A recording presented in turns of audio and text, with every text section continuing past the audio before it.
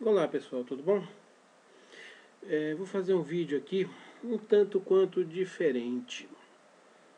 Já aviso vocês, ó, peguem suas canecas de água, de coca, de cerveja, de seus cálices de vinho, seus squeeze de água, enfim, aquilo que vocês gostarem de beber. Porque esse vídeo vai ficar um pouco longo. Por que vai ficar um pouco longo? Normalmente os meus vídeos sempre acabam ficando mais longos do que eu imagino, mas normalmente eu não faço roteiro, não leio nada, não me preparo nada para fazer o vídeo, exceto quando eu faço resenhas de livros, obviamente, eu tenho que ler o livro para fazer a resenha. Mas fora isso, nada, não leio textos sobre os livros, nada do tipo. E a ideia de fazer esse vídeo me veio quando eu assisti um vídeo na internet de um rapaz do meio dos Estados Unidos, lá daqueles estados do meio dos Estados Unidos, comentando sobre esses ataques que estão acontecendo nos Estados Unidos, aí, esses protestos aí do pessoal fomentado por George Soros, que é o principal patrocinador da Hillary, que não aceitam a vitória do Donald Trump e ficam lá queimando as coisas, fazendo arruaça e tudo mais. Eu vi é um videozinho de 2 minutos. Eu vou deixar o link desse vídeo na caixa de descrição desse vídeo aqui. E eu vi isso acontecendo. Eu falei, nossa, que interessante, né? Porque você consegue fazer o mesmo paralelo nos Estados Unidos, você consegue fazer aqui. Tem tanta coisa para falar a respeito desse pequeno videozinho que eu falei, vou tentar falar um pouco sobre o Brasil de hoje. E claro que eu vou fazer esse paralelozinho com os Estados Unidos. Então é um vídeo que eu vou comentar algumas coisas. Eu anotei aqui no meu notepad do notebook alguns itens para não esquecer. Porque quando eu começo a falar, eu me empolgo em alguns temas e eu acabo esquecendo de falar de outros temas, né? O último vídeo que eu fiz, que não foi resenha, foi um vídeo sobre Cuba. E depois que eu terminei de fazer o vídeo, eu lembrei de um monte de coisas sobre Cuba que eu não falei. Falei, bom, agora paciência.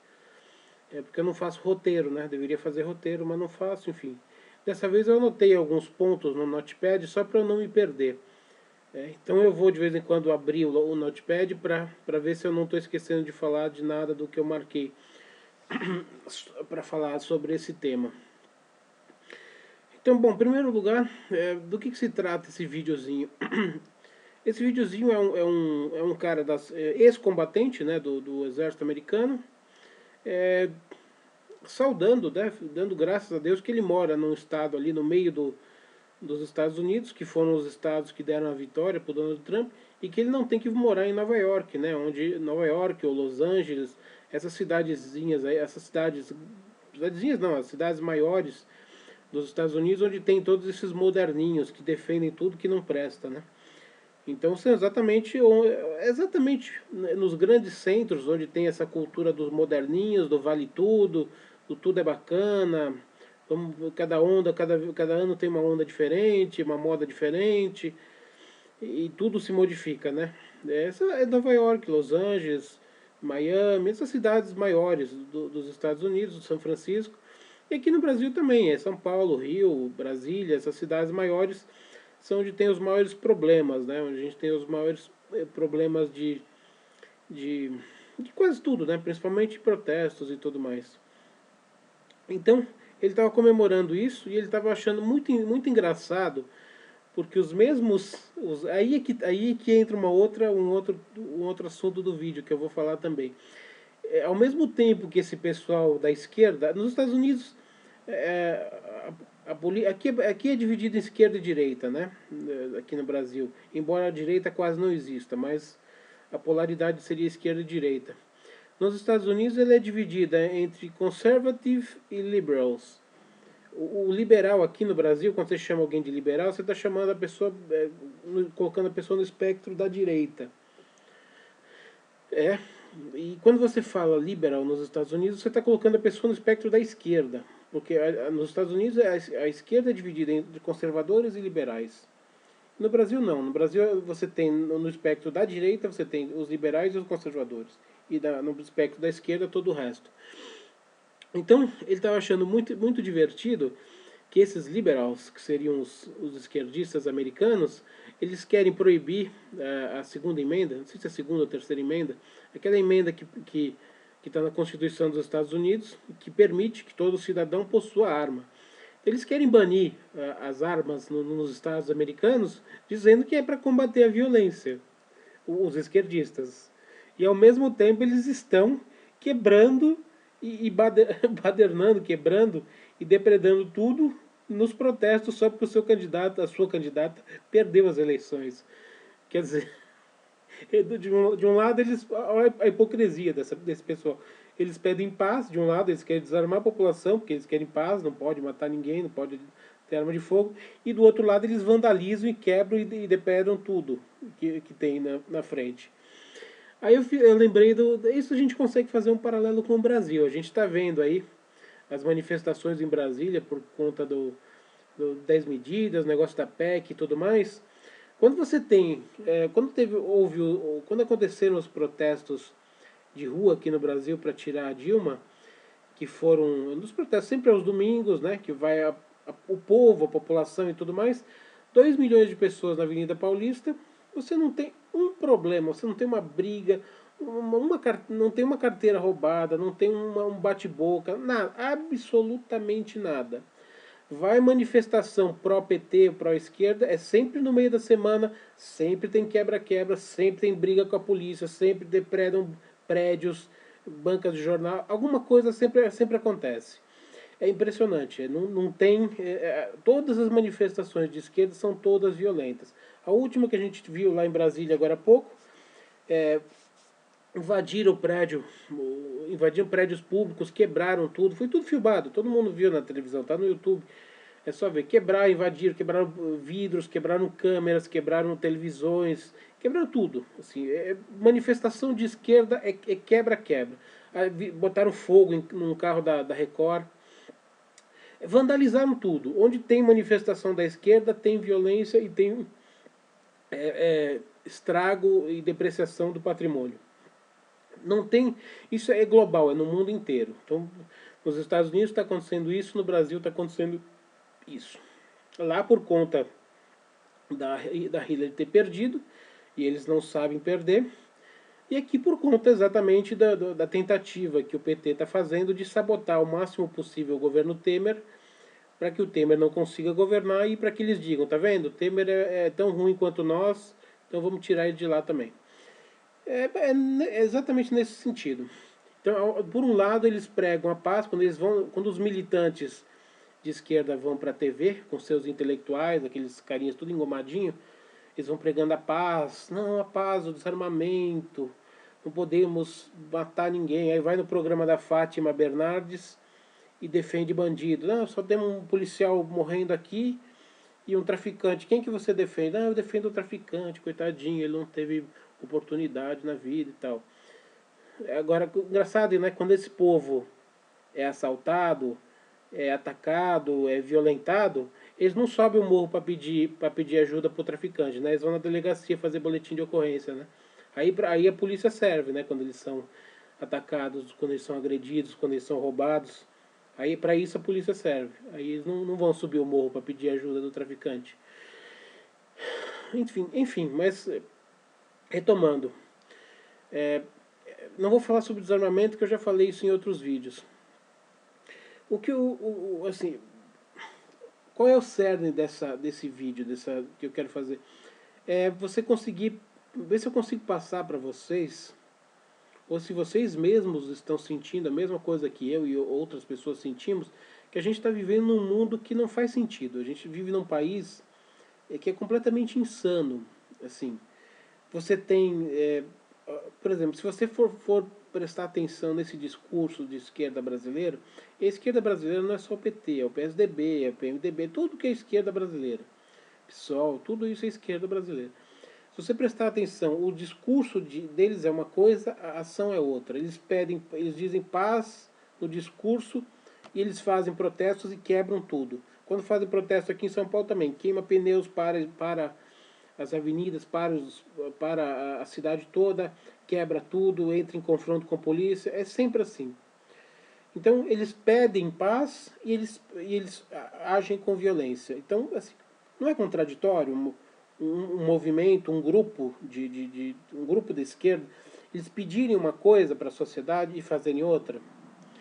Parece contraditório, não parece? Não, na verdade é contraditório. Então, se você for, é que o cidadão comum brasileiro, ele não está muito preocupado com a política. O cidadão comum brasileiro, ele começou a se preocupar com a política nos últimos anos, porque a política começou a lascar com a economia. A Dilma começou a cagar a economia e as empresas começaram a quebrar, as pessoas perderam emprego, voltou a inflação, os preços subiram. Então, quando começa a mexer no bolso das pessoas, as pessoas começam a se preocupar. Opa, está acontecendo alguma coisa na política que está ferrando com a minha vida. Então aí o pessoal começa a se preocupar um pouco mais com a política. Porque se tiver emprego, se os preços estiverem legais, não tiver inflação, e o pessoal não quer nem saber da política. Deixa os caras lá se estão roubando, se não estão roubando. Quem se preocupa é uma pequena parcela da população que quer ética, que tudo mais, que são é a pequena população informada. O povão mesmo não quer saber dessas coisas. Não está interessado na política, não está interessado em direita e esquerda. Ele quer ter o emprego dele lá, que dê para pagar as suas contas, dá para assistir a sua novela à noite, dá para ir no futebol no final de semana, é isso que ele quer. E tomar a sua cerveja lá de final de semana, de sábado, enfim. Então, é, as pessoas que prestam atenção nisso, que o discurso é um e a ação é outra, as pessoas ficam incrédulas, elas começam a achar que nós estamos vivendo num país absolutamente insano, porque como é que pode as pessoas irem na televisão pregar uma coisa e fazerem outra? Pois é exatamente isso que a esquerda faz. Ela prega uma coisa e ela faz outra. Isso é premeditado. Isso não é ocasional. Isso não é por coincidência. Nada que acontece na política, na história, é coincidência. Tudo que a gente está vivendo hoje, politicamente, é resultado do que aconteceu no passado recente e desde o passado mais longínquo. Se você estudar a história política ou a história mesmo, você vai ver que tudo tem uma consequência, tem uma causa e uma consequência, uma causa e uma consequência. A gente não chegou aqui por coincidências. Agora, eu não vou dizer exatamente qual que é da onde que vem essa ideia de você ter essa noção que você está vivendo num país insano, que as pessoas te dizem uma coisa e fazem outra. Eu vou dar só duas dicas, tá bom? A primeira dica é Pascal, livro de Pascal Bernardin, Maquiavel Pedagogue. Maquiavel Pedagogo, em francês pedagogue. Tem resenha no canal. Eu vou deixar o link desse livro, se vocês quiserem saber um pouco mais. Lá ele mostra como isso aconteceu, não exatamente isso que eu estou falando, mas falando de um discurso para deixar o povo completamente maluco. Porque você faz, as políticas públicas são voltadas exatamente para deixar a pessoa completamente maluca. Elas querem, é uma mudança comportamental, na verdade. O objetivo é esse. O objetivo é uma mudança comportamental no mundo ocidental. E nesse livro Maquiavel Pedagogo, Pascal Bernardin mostra como isso está sendo aplicado pela ONU na França. E aí, se você assistir essa resenha que eu já fiz, se você ler esse livro, você vai ver que o paralelo com o que está acontecendo no Brasil é exatamente igual. Então, o que está acontecendo na França está acontecendo no Brasil também. Da onde vem isso? Qual é a fonte disso? Eu não vou me aprofundar nesse vídeo a respeito disso, porque é um vídeo que demanda muita informação e para você conseguir entender isso que eu estou dizendo, você tem que ter lido muita coisa que eu já li. Se você não leu muita coisa que eu já li, muita coisa que eu e outras pessoas já leram, nós já lemos. Você precisa ter um estofo de leitura dessas informações, porque se eu jogar assim para vocês, ó, isso está acontecendo por conta disso, vocês vão falar, ué, mas do que é? Da onde qual é o objetivo? Por que estão fazendo isso? Você vai achar que é loucura, que é conspiração, assim, porque o brasileiro tem essa mania. Tudo que ele não vê no Jornal Nacional, ou que ele não vê que ele não lê no Globo ou na Folha, não existe. Então, se você falar uma coisa aqui que ele nunca leu na vida, nunca ouviu na Globo e nunca leu em nenhum lugar que ele costuma ler nas notícias, ele vai dizer que isso não existe, que isso é uma loucura, que isso é teoria da conspiração, enfim. Então, eu não vou me aprofundar nesse assunto. Eu só vou dar um nome. Instituto Tavistock. Instituto Tavistock. É aí que você, se você quiser saber por que está acontecendo isso no mundo, por que está havendo essa tentativa de mudança comportamental, que mostra que a gente está vivendo um hospício, exatamente porque as pessoas falam uma coisa e pregam outra, e você não consegue entender, mas por que elas dizem uma coisa e faz outra? Não tem nexo. Mas na verdade a ideia é não ter nexo, a ideia é deixar a população absolutamente louca ou idiotizada, porque ela lê ou escuta algumas coisas na televisão que esses pregadores da esquerda dizem, e elas veem esses mesmos pregadores da esquerda pregarem outras coisas e fazerem outras coisas quando estão nas suas ações reais e concretas. Então eles dizem uma coisa e fazem outra.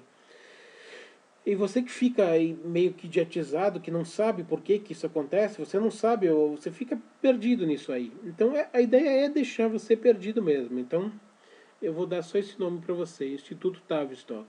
E para não dizer que eu sou malvado demais, eu vou deixar alguns links embaixo, aqui na caixa de informação desse vídeo, alguns links do YouTube que falam sobre esse Instituto Tavistock. Tem links em português e tem links em inglês, porque grande parte dessa matéria ela só tem em inglês, né?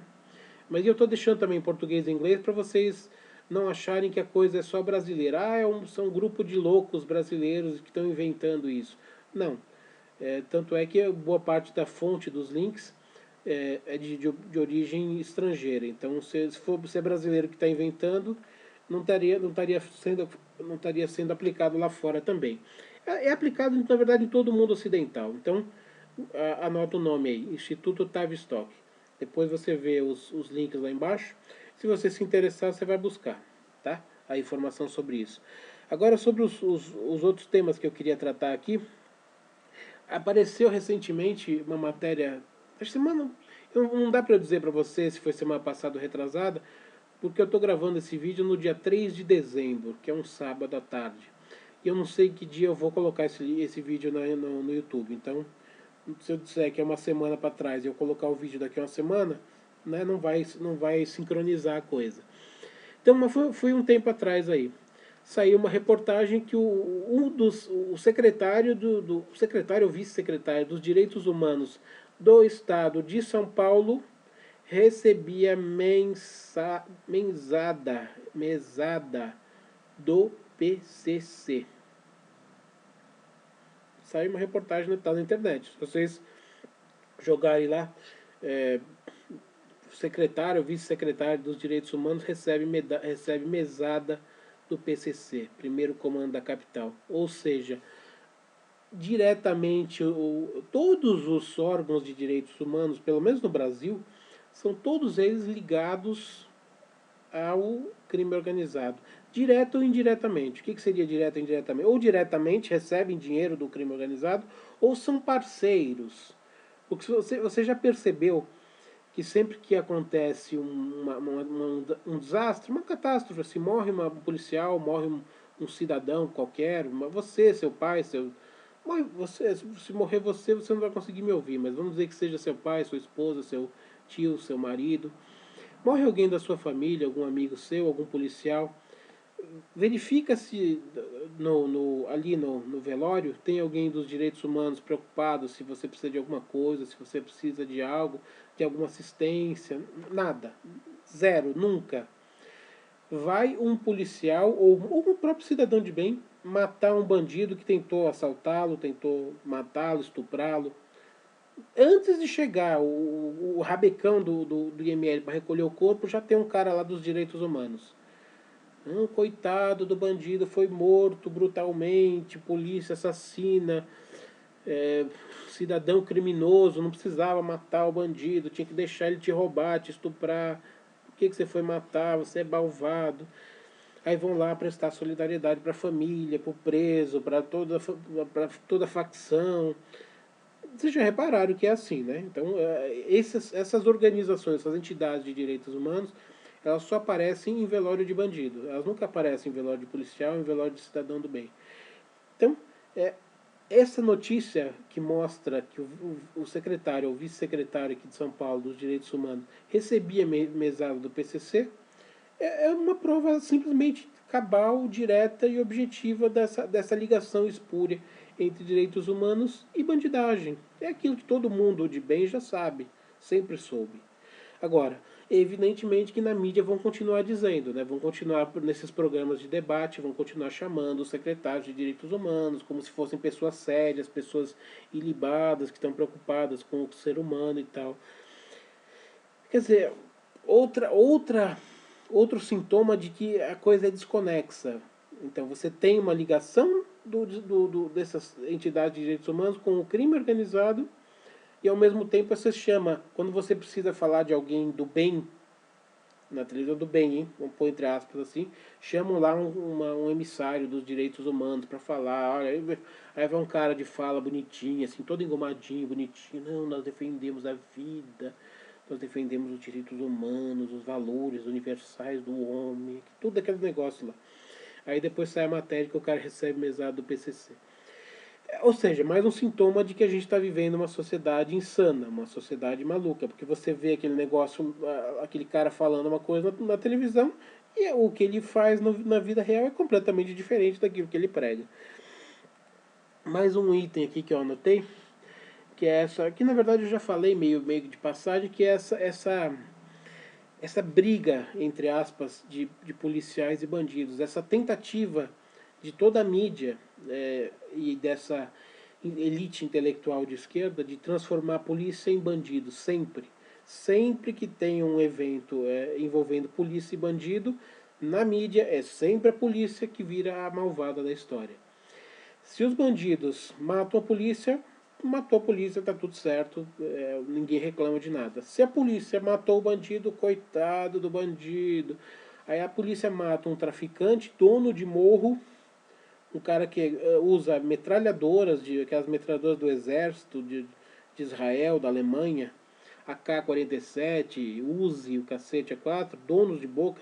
É claro que no tráfico ninguém é inocente aqui. As pessoas começam no tráfico às vezes com 11, 12, 13, 14 anos. Então, aí quando chega nos 17, 18 anos, já é dono da boca. Já é traficante de alta periculosidade. Então, quando esses caras entram em confronto com a polícia, que a polícia mata esses caras, o que sai na mídia? Sai, polícia matou o dono do morro, polícia matou o traficante. Sai assim? Não, não sai. Polícia matou um jovem do morro de 17 anos. O jovem do morro inocente de 17 anos é só o dono do morro, que já tem não sei quantas mortes, não sei quantas chacinas, já vendeu não sei quanta droga, assim, já barbarizou, torturou um monte de gente, mas ele é um jovem do morro de 17 anos, coitado, que não teve outra opção de vida, virou traficante, uma vítima da sociedade. É assim, é assim. Então, e ao mesmo tempo, esse programa que teve com a Fátima Bernardes foi um absurdo, né? Eu vi trechos, né, no YouTube, assim, assim, de você pegar, assim, você tinha que pegar um caminhão, encher um caminhão de esterco, ir na sede da Rede Globo e despejar esse caminhão de esterco assim dentro do cenário da Rede Globo. É isso que você tinha que fazer. Porque uma emissora como a Rede Globo fazendo esse tipo de pregação a favor de bandidos, quer dizer, o crime já tomou conta do país. Aí depois, agora eu soube que uma semana, 2 semanas depois, ela recebeu um major lá para fazer uma média e tal. Disse que chorou e tal. Não, não é assim, eu amo a polícia. Eu amo a polícia, não era bem isso que eu quis dizer e tal. Tudo bem. Primeiro você faz a merda e depois você chora dizendo que era brincadeirinha. A ideia não era essa. Quer dizer, essa inversão de polícia e bandido, ela também faz parte disso que eu estou dizendo tudo. Faz parte dessa mudança comportamental. É para que você saia na rua e tenha medo da polícia. Em vez de você ter medo do bandido, você ter medo da polícia. Não tem várias letras de rap aí que o pessoal fala, não, que tem que matar a polícia e tudo. Mas que a polícia, os manos, os ratos, os vermes, é tudo assim. Agora teve esse helicóptero do Rio de Janeiro um tempo atrás, que toda a mídia, toda a grande mídia disse que o helicóptero caiu sozinho. A gente sabe que esse helicóptero foi abatido. Tem vídeo gravado pelos próprios moradores da Cidade de Deus, mostrando lá, olha lá os vermes caindo, olha lá os vermes caíram, atiramos não sei quantos pipocos no negócio, olha lá os vermes correndo aqui para vir resgatar os amigos que caíram. Porra, os próprios traficantes estão filmando e botando no YouTube dizendo que eles derrubaram o helicóptero. E vem essa mídia imbecilizar as pessoas e dizer que o helicóptero caiu sozinho, que não foi derrubado, não foi abatido. Ah, para com isso, larga a mão de ser trouxa. Você acredita nessa bobagem? Isso é para te idiotizar completamente. É para deixar você ficar. Você não sabe o que está acontecendo. Você fica completamente perdido, completamente idiotizado. Vamos ver aqui o que mais eu anotei para comentar. É, bom, sobre os protestos de direita e esquerda eu já falei. Agora um outro negócio muito interessante. O Bolsonaro está sendo acusado aí na comissão de ética da Câmara, porque na época do impeachment da Dilma ele fez a defesa do coronel Brilhante Ustra, que foi um coronel que atuou aí durante a ditadura. Ele foi culpado, mas ele não foi culpado penalmente, hein? Ele não teve uma condenação penal. Ele foi culpado num tribunal por conta da sua responsabilidade por ser um dos coronéis, por ser um dos chefes do que acontecia lá, não por ter executado nada. Mas enfim, a gente teve uma ditadura no Brasil que teve. Veja bem como é que é o discurso. A gente teve uma ditadura no Brasil. Eu não sou daqueles que negam que existiu a ditadura. Existiu a ditadura. Eu não vou entrar no mérito tá? Não vou entrar no mérito. Há alguns que dizem que não houve ditadura, houve uma intervenção militar. Eu não vou entrar no mérito. Durante 21 anos a gente teve uma ditadura. Tinha um governo lá que não era. Não era. A gente viveu uma época que a gente não tinha liberdade. Quer dizer, eu quase não vivi, porque eu não nasci nessa época, mas a gente teve. Durante todos os 21 anos da ditadura, nós tivemos em torno de 2.000 presos políticos durante 21 anos, entre liberação e soltura, tá? Não durante todo esse tempo. Estou falando presos que passaram, alguns ficaram presos um dia, alguns ficaram presos alguns meses, enfim. Tivemos em torno de 2.000 presos políticos. No que tange no que tange, ainda bem, quase que eu falei no que se refere, que eu ia entrar no de um mês, mas eu vou falar no que tange. No que tange a parte de mortos, a gente teve cerca de 400 mortos, 300 a 400 mortos. É que a gente teve 300 a 400 mortos de um lado e teve de 300 a 400 do outro também. É claro que morreu um pouco mais de gente do lado da ditadura do que do lado da polícia, mas houve confronto. Então, obviamente que morreu pessoas dos dois lados. Morreram pessoas dos dois lados. Só um minutinho.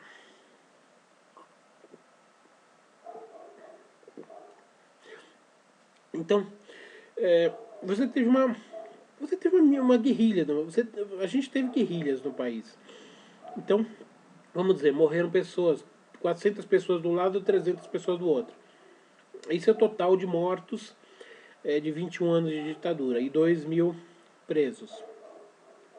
Se você considerar que a maioria da população não foi afetada pela ditadura, porque se você perguntar para as pessoas que não tinham militância política, elas saíam na rua, elas não eram atacadas, ninguém perdeu emprego, ninguém foi violentado, ninguém foi morto, ninguém foi torturado. Quem foi morto, quem foi torturado era quem estava brigando contra a ditadura. Então eram duas partes que estavam em guerra. O exército pela ditadura e a guerrilha e os militantes de esquerda. Então esses dois grupos estavam em guerra, o resto da população não. Aí você vê o ódio e a raiva, como essas pessoas de esquerda vão para a televisão condenar a ditadura brasileira. Aí vai lá o pessoal do PSOL, do PT, do PCdoB, todo esse pessoal todo. querem condenar o homem porque ele fez uma apologia, ele fez uma defesa do brilhante Ustra, lá, o Bolsonaro. E condenam a ditadura sempre que podem. Uma ditadura sanguinária, não podemos voltar a essa época, época das trevas. Agora repare, esse mesmo pessoal que condena a ditadura brasileira, 21 anos, 2.000 presos políticos, 400 pessoas mortas do lado da ditadura. Esse mesmo pessoal estava saudando Fidel Castro, esse maldito que morreu agora no final de novembro, que matou 100.000 pessoas e durante mais de 50 anos. A ditadura cubana funciona de 59 até os dias de hoje. Ela tem mais de 50 anos. Em mais de 50 anos, 200.000 presos políticos. 100.000 pessoas mortas. Fuzilamento, torturas, pessoas que ficam condenadas, presas, num local que elas ficam deitadas em gavetas. Pessoas torturadas de tudo quanto é jeito. A população sem liberdade de expressão. Você não pode falar mal, você não pode falar um A do seu governo. A população inteira. E teve gente, esses mesmos que condenam a ditadura brasileira, 21 anos, 400 mortes, 2.000 presos políticos. Fazem apologia de uma outra ditadura que dura mais de 50 anos, matou 100.000 pessoas e teve 200.000 pessoas presas. Qual é a lógica disso? Como é que uma pessoa pode atacar e condenar uma ditadura que matou e prendeu muito menos gente e louvar uma ditadura que matou e prendeu muito mais gente, absurdamente mais gente? Como é que isso pode acontecer? Tem alguma explicação? Não. Bom, você pode encontrar algumas explicações. A primeira delas, a ditadura de Fidel é de esquerda, então obviamente que a militância de esquerda tem que defender, porque foi uma ditadura de esquerda. A ditadura brasileira, em tese, foi de direita, apesar de não ter sido totalmente de direita, mas foi de direita. Então você condena porque é uma ditadura de direita. Então essa condenação que você está fazendo, que esse povo está fazendo da ditadura, é uma condenação política, não é uma condenação efetiva, não é uma condenação histórica. Ela é política. Se for de esquerda, tudo bem. Matar, torturar, prender, não tem problema. Agora, se for de direita, matar, torturar e prender, não pode. De esquerda pode, de direita não pode. Por quê? Porque a esquerda pode fazer tudo que ela quiser e a direita não pode fazer nada. Esse pode ser um dos argumentos que você pode utilizar para entender por que esses militantes de esquerda que defendem uma ditadura sanguinária como a de Fidel e criticam uma ditadura brasileira que foi muito, muito mais branda. Só pode ser por conta disso. Ou pode ser também exatamente por conta dessa insanidade que eu estou dizendo para você. Eles têm que colocar na sua cabeça que não importa se é esquerda ou é direita. Assim, tem algumas pessoas que são idolatradas e outras não. E existe um confronto de mais de 200 anos, que é esse confronto da esquerda com o resto do mundo. Então, tudo que for... Marx já dizia isso, e todos os seus discípulos continuam pregando exatamente a mesma coisa. Se é a favor, ou se vai ajudar a implantação do comunismo, é válido, qualquer coisa. Matar, prender, torturar, roubar, não importa. Tá com o objetivo de implantar o comunismo, é pró-partido, é pró a causa comunista, tá valendo. Se for contra a causa, nada vale. Porque a única coisa que importa no comunismo, e eu estou falando comunismo porque na verdade é a base de tudo. O socialismo, outras coisas vieram todas do comunismo. Na verdade, a única coisa que importa é você implantar comunismo. Alguns vão implantar, algumas facções vão querer implantar através da força bruta, da violência. alguns através da atividade cultural, do marxismo cultural, que vem de Gramsci. Alguns vão querer através de taxações cada vez maiores das pessoas, como os fabianos, que eles querem um socialismo lento e tudo mais. Os fabianos, inclusive, esses dias eu estava comentando com uma amiga, o símbolo dos fabianos é uma tartaruga, porque eles não têm a menor pressa de implantar o comunismo. Então eles vão aos poucos e basicamente através da legislação fiscal. O grande símbolo do socialismo fabiano aqui no Brasil é o Fernando Henrique Cardoso e o seu PSDB. Se você tiver curiosidade, vá na internet, procure qual é a carga fiscal, carga tributária do Brasil antes do governo Fernando Henrique e depois. Veja quanto ela aumentou. Porque a ideia do socialismo fabiano é o seguinte: em vez da gente tomar as fábricas e estatizar, e ter que cuidar das fábricas, que é uma coisa que o comunismo não sabe fazer, gerir empresas, ele já mostrou isso em todos os países onde ele estatizou as empresas, todas elas quebraram. Veja a Venezuela, que maravilha. O Chaves estatizou todas as empresas e a Venezuela agora é um favelão a céu aberto. Não tem comida nos supermercados, não tem papel higiênico, não tem nada, porque o Estado simplesmente não sabe gerir nada que seja da iniciativa privada. Então, ao invés de você gerir, você estatizar a fábrica e gerir, o que você faz? Você deixa o empresário tocando o negócio dele e você aumenta cada vez mais os impostos. Então, quanto mais ele faturar, mais você vai lucrar, tomando grande parte desse dinheiro via tributária, via impostos. Então, esse é o socialismo fabiano. Mas, enfim, o que eu estava falando sobre o comunismo. É isso que a gente tem Isso faz parte também dessa loucura brasileira, de você vê as pessoas e você não consegue compreender. Porque você vê esses intelectuais de esquerda irem na televisão e condenarem a ditadura brasileira e não condenam a ditadura cubana. Aí você vai falar da ditadura cubana, quase ninguém, nem de esquerda, mesmo os intelectuais de esquerda, eles não negam que a ditadura cubana exista, porque aí seria óbvio demais. Aí quando você fala que existe ditadura em Cuba, eles vêm com aquela história. Ah, mas lá tem saúde para todo mundo, tem médico para todo mundo, tem educação. Educação já tinha. Antes da Revolução Cubana, Cuba já tinha um nível de analfabetismo zerado quase. Cuba já tinha economia. Aliás, Cuba era a quarta economia do mundo antes da Revolução Cubana. Hoje é a 30ª. Olha que beleza que faz o comunismo num país. Você cai de quarto para 30º lugar. Só na América, hein?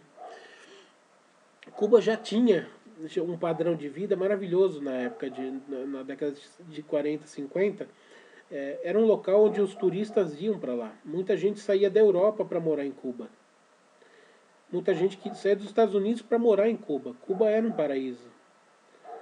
E durante toda a ditadura de Cuba, o que se viu foram cubanos tentando sair em bote, em pneu, de qualquer jeito, sair a nado, enfrentando tubarão para fugir daquela merda, para ir para Miami ou para outro lugar, para morar em qualquer lugar que não seja Cuba, para sair daquele inferno. Então, quer dizer, não tem qualquer base esse tipo de raciocínio, né? Porque tudo que se diz que Cuba tem de bom, Cuba já tinha antes. Então, na verdade, só piorou.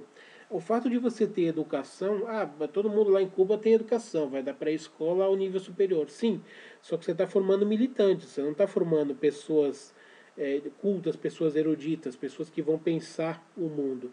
Você está formando militantes, você está formando pessoas, dando diploma e transformando elas em militantes comunistas, exatamente para defender o regime que está sob a ilha. Então, isso não é você dar cultura para as pessoas, isso não é você promover a educação, isso é você promover a militância.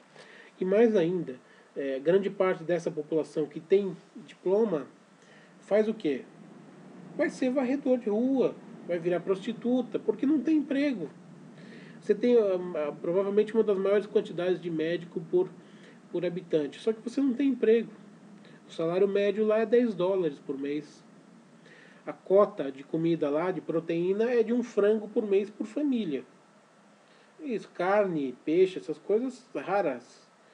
raras pessoas podem comer, tirando a alta direção do Partido Comunista, né? A família do Fidel Castro, que vive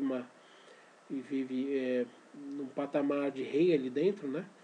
Fidel Castro tem várias mansões, tinha várias mansões lá, tinha uma ilha paradisíaca, iates, o cacete a quatro.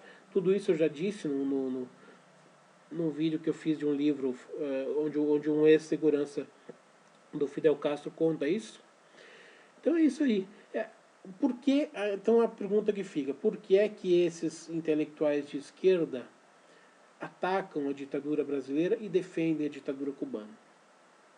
Essa é a pergunta que fica, tá?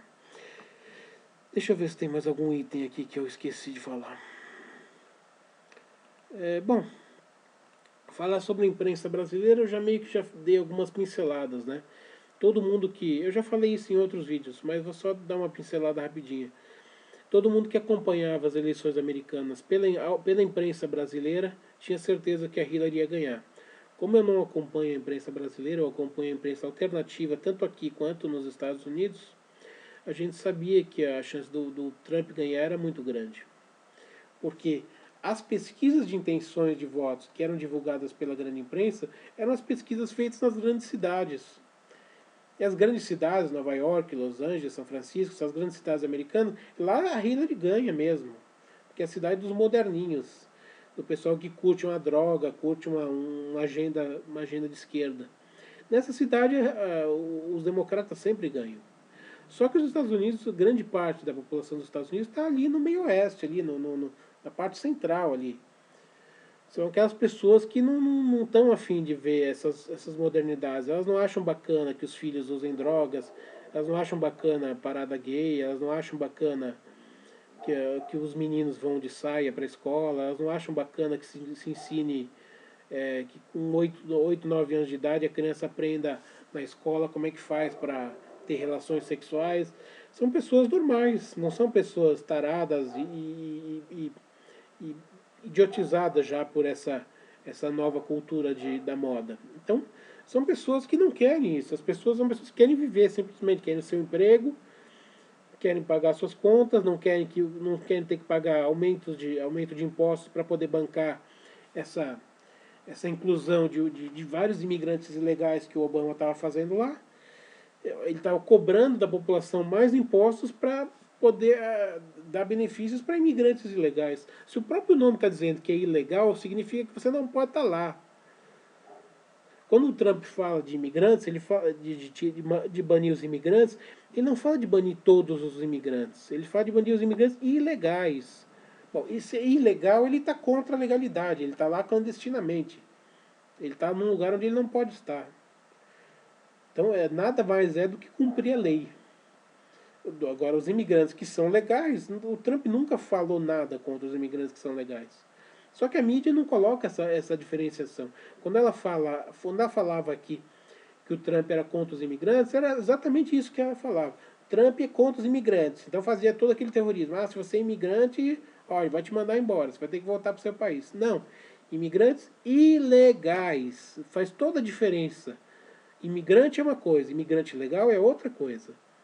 Você omitir essa última palavra faz toda a diferença. Mas enfim, é isso aí. Então, falando sobre a imprensa, é isso aí, não tem mais nada para acrescentar. Só acrescentar a felicidade que eu vejo, que eu vi depois da vitória do Trump e da imprensa brasileira choramingando. Até hoje eles estão chorando. Porque mais do que dar a notícia, o jornalista brasileiro ele é basicamente um militante, né? Ele não dá a notícia simplesmente. A notícia está aqui, aconteceu isso, eu vou dizer aqui. Não, ele torce ali, né?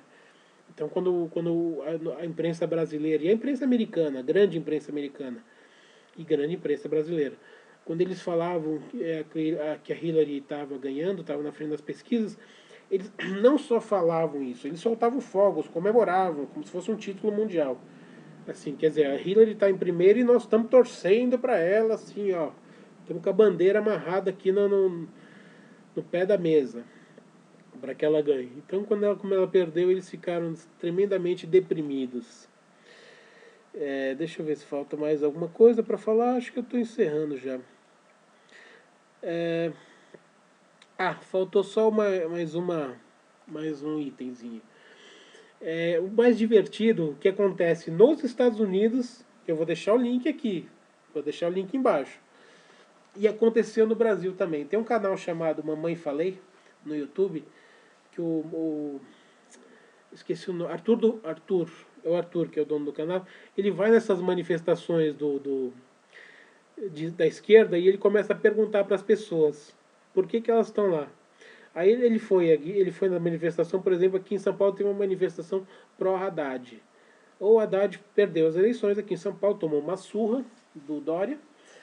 E aí, um tempo depois, fizeram uma manifestação. Valeu, Haddad, na Paulista. Tinha lá 15 pessoas, eu acho. Aí ele foi lá entrevistar. Oh, você está aqui, você tá aqui na manifestação do Haddad, beleza. O Haddad tinha que ter ganhado, mas por quê? Aí ele começa a perguntar. Ah, porque o Haddad, mas o que o Haddad fez de legal para você? Por que você queria que ele ficasse? Ah, não sei. Ah, mas você sabia que ele fez isso? Ah, não sabia. Não sabia. Assim, ou seja, manifestantes completamente alienados. Eles vão lá porque o partido chamou. O PT chamou, a esquerda chamou. Olha, precisamos botar gente na Paulista. E os caras vão. Ele fez essa mesma entrevista com o pessoal do Rio no PSOL. Ah, porque o Freixo é isso, o Freixo é aquilo. Ah, mas você sabia que ele fez isso? Ah, não sabia. Você sabia? Ah, não sabia. Ou seja, as pessoas vão por ideologia política, elas não têm a menor ideia do que está acontecendo lá. E tem um vídeo aqui que eu vou colocar na descrição do vídeo, que é do canal do Alex Jones, nos Estados Unidos, que é da mídia independente, que também vai entrevistar militantes que estão quebrando tudo lá, militantes pró-Hillary, que estão protestando contra o Trump. Aí você vai fazer as perguntas, as pessoas não sabem nem o que estão fazendo lá. Era igual as manifestações que tinha aqui contra a Dilma. Contra a Dilma você vai entrevistar, as pessoas estão lá, todo mundo para tirar a Dilma. Aí quando o pessoal da esquerda, que fazia manifestação pró-Dilma, pagava 30, 40 reais. Ia buscar com carro oficial, com peruas oficiais. E ainda dava lanche de mortadela. Aí você ia lá, tem vídeos na internet. Você ia lá entrevistar para a pessoa, você está fazendo o que aqui? Ah, não sei. Me chamaram, eu vim. Tá todo mundo lá com camisa vermelha. Ah, quando o Lula falar, você faz assim. Quando o Lula disser alguma coisa, você comemora. É assim que funciona a coisa. Essa militância de esquerda é uma militância paga. Todos eles são pagos. São massa de manobra. Eles são pagos para ficarem lá e para seguirem o roteiro e o script. Eles não são militantes. Eles não vão lá por conta própria. Eles não vão lá porque querem estar lá. Eles vão lá porque são pagos. É assim que funciona. Esses militantes que estão que quebraram coisa em Brasília, são todos militantes pagos. Eles são pagos para fazer arruaça. Eles fazem parte dessa guerrilha da esquerda. É parte para fazer arruaça e só isso. Não tem mais do que isso. Se você for perguntar para eles que qualquer questão referente à ideologia ou qualquer coisa do tipo, eles não sabem te responder. Eles são simplesmente são elementos de combate. São pessoas que são convocadas e colocadas lá e falam, você está convocado aqui, o que a gente mandar você fazer, vocês fazem. Se a gente mandar quebrar aquele prédio, vocês vão lá e quebram. Se a gente mandar você aplaudir esse discurso, vocês vão lá e aplaudem. É só para isso que serve. Então é uma militância absolutamente alienada. Aí você percebe que na verdade eles não são militantes ideológicos, eles são militantes alienados. Eles estão ali assim porque alguém chamou, porque alguém pagou. E é só por isso. Então com isso eu vou fechando o vídeo. Então a ideia desse vídeo era exatamente essa. Tentar mostrar para você por que é que... Tentar mostrar não, você sente isso também, porque eu converso às vezes com algumas pessoas e eu vejo que algumas pessoas estão ficando, assim, elas não estão entendendo o que está acontecendo a coisa. Falam, não, como é possível, assim, você escuta um discurso de um jeito, a pessoa fala outro. A pessoa defende um bandido aqui e ataca o outro ali. Por que tem esse negócio? As pessoas estão completamente idiotizadas, elas não sabem o que pensar. Se a pessoa for a fundo, na verdade, eu costumo brincar que o brasileiro que é feliz, o único brasileiro que é feliz, é aquele que não se interessa por política. Ele sai, vai trabalhar, volta à noite, tem lá a sua família, toma sua cerveja, toma sua cachaça no bar, vai assistir a novela, vai assistir o filme da Globo, vê lá o Jornal Nacional, lá vai ficar bravo uns 2, 3 minutos lá, porque aconteceu alguma coisa feia, depois ele esquece, vê a novela, vê o filme, joga videogame, vai dormir. Esse é o brasileiro feliz, é o brasileiro que não precisa, ele não estuda por que as coisas acontecem, ele não quer saber por que isso acontece. Ele simplesmente, o cara tá falando um negócio aqui, é uma loucura, deixa ele falando sozinho, tá tudo bem. Assim, esse é o brasileiro feliz. O brasileiro que não é feliz, que é o meu caso, que é o caso da maioria das pessoas, é o da minoria das pessoas, é o brasileiro que tenta entender por que o Brasil está nesse grau de corrupção, nesse grau de loucura, nesse grau de insanidade, onde as pessoas têm um discurso e o discurso é um, a prática é outra, o tempo todo o discurso é um e a prática é outra. É absolutamente esquizofrênico esse discurso da esquerda. E é o único que é ouvido. Então, por que isso acontece? Essa é, no final das contas, o objetivo do vídeo. Por que isso acontece? Então, novamente vou dizer para vocês.